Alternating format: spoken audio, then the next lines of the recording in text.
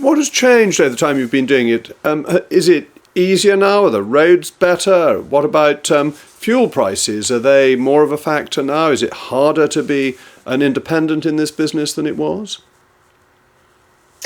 It is. And I say, and I say in a generalization gap is that, all the things change from equipment to the type of freight we haul, the way we haul freight. We used to haul potatoes and onions and carrots where they would just shoot them in the back of the trailer and they weren't on pallets or boxes or bags. And then they had to be either swept off the trailer, hand unloaded with shovels off the trailers. Now, it's so easy. They run them all with a forklift, or if they put them on the floor, they actually put the truck and trailer on a tilt, and they tilt it up in the air, and they just run it off the back and take really strong pressure washers down.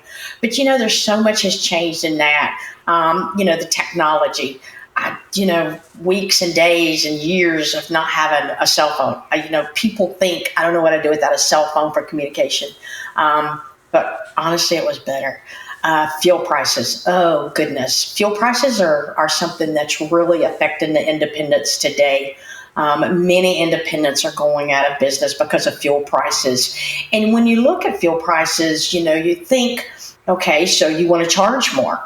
Well, it's hard for an independent and for carriers to charge more for fuel whenever the rates are based off the consumer demand and off of the the production and the shippers. And then it goes down into brokers. So basically, it used to be a national fuel surcharge. And some commodities were they were covered by the fuel surcharge, but that eventually has pretty well phased itself out. So right now, the carriers are having to eat this huge exorbitant and how the fuel prices are going up and aren't able to pass that along.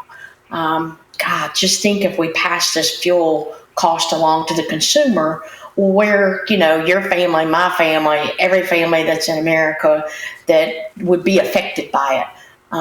So the fuel prices right now are really our biggest struggle, and trying to get those down when the rates are even lower than what they are because of supply of consumers.